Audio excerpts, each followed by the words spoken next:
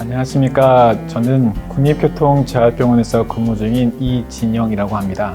오늘은 여러분들과 척수장애 환자에 대해서 조금 더 심층적으로 알아보려고 합니다.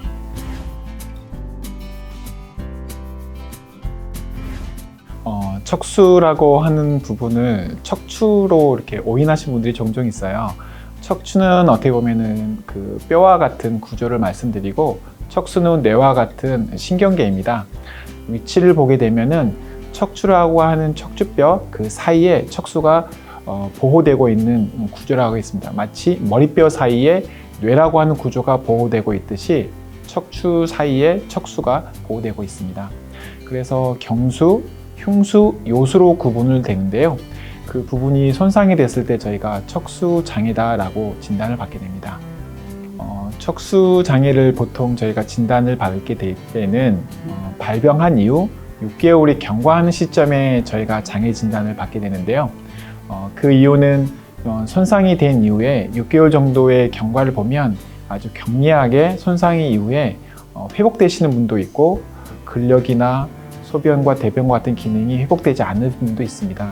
보통 2년이 경과했는데도 불구하고 그 상태의 장애가 남아있다면 그 해당 시기에 장애 진단을, 영구 장애 진단을 하게 됩니다. 환자가 발병을 하고 나서 초기에, 그리고 조금 지난 시점, 그리고 이제 만성이 되는 시점에 치료적 접근이 조금 다를 수 있다고 봅니다. 초기 시기에는 내과적 질환, 즉 호흡이나 또한 여러 가지 통증, 그리고 수술 부위에 대한 관리, 이런 부분이 아주 중요한 부분이 있거든요.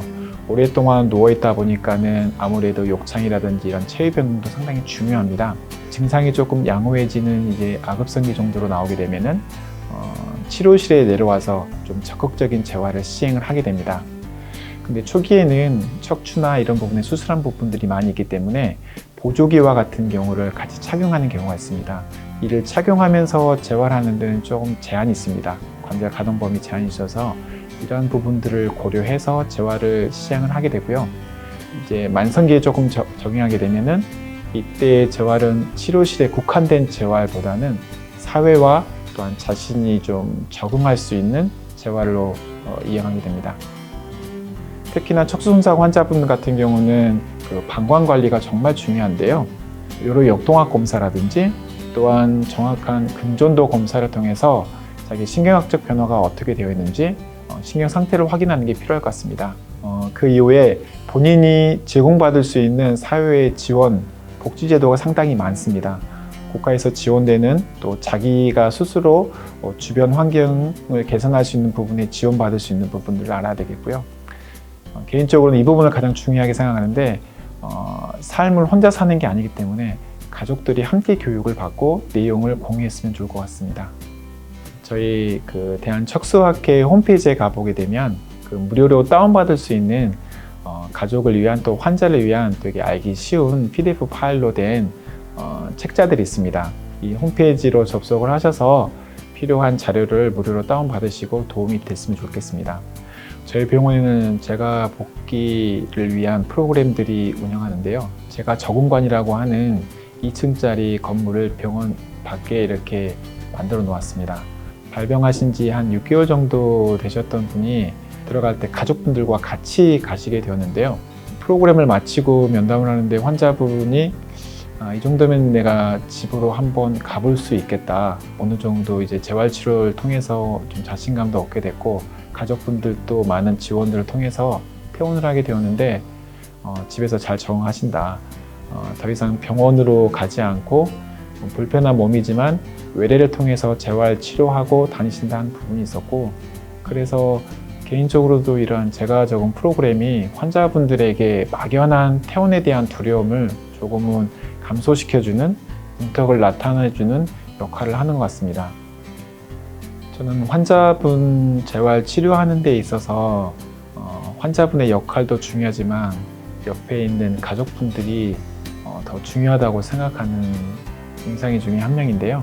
간병하시는 가족분들이 좀 알아야 될 주요한 몇 가지가 있는데, 첫 번째로는 환자분이 근력도 물론 손상이 됐지만 감각도 손상이 되어 있거든요.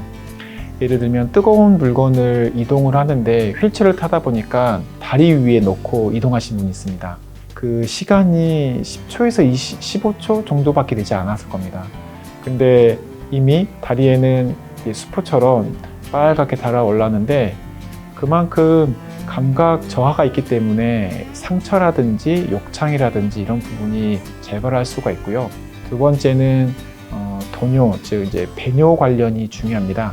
그런 이유가 중요한 게 도뇨를 잘 못할 경우에는 요로감염과 같은 증상도 있을 수 있지만 혈압이 상승해서 심할 경우에는 뇌출혈까지 올 수 있는 위험이 있거든요. 그래서 이런 방광 관리하는 게 필요하고 세 번째 같은 경우 보겠다면은 환자를 이송하는 법이 필요합니다.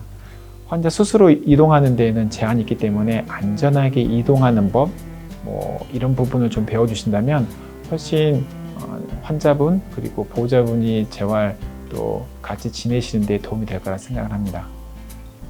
환자분들과 환자 가족분들에게 해주고 싶은 이야기가 상당히 많은데요. 예를 들면 이런 겁니다. 내가 그때 조금 더 주의했었더라면, 조금만 더 안전했었더라면 내가 지금의 이런 상황이 되지 않을 텐데, 그리고 옆에 있는 부모 되시는 또 가족 되시는 분은 내가 좀 더 좋은 병원을 알아보지 못해서 이 환자가 좀 더 치료가 이렇게 더 진행되지 못하고 여기 머무르고 있는 게 아닐까? 이렇게 자책하시는 분들이 정말 많은데요. 전혀 그렇지 않습니다. 여러분이나 보호자분이 항상 최선을 다하셨고 지금의 선택하셨던 것이 가장 최선이라고 생각을 합니다. 그래서 마음속에 있는 마음의 짐을 한글은 좀 내려놓으셨으면 좋을 것 같고요. 지금보다 내일이 훨씬 더 밝으실 거고요. 또 지금보다 내일이 훨씬 더 의학적으로 발전되니 앞으로 누리실 수 있는 많은 것들이 있을 것입니다. 그러니 낙담하기보다 힘내시고 우울하시기보다 밝은 미소를 갖는 여러분이 되시기를 응원합니다. 네, 지금까지 척수 손상 환자에 대해서 여러분들과 이야기를 나눴습니다. 저는 국립교통재활병원의 이진영이었습니다. 감사합니다.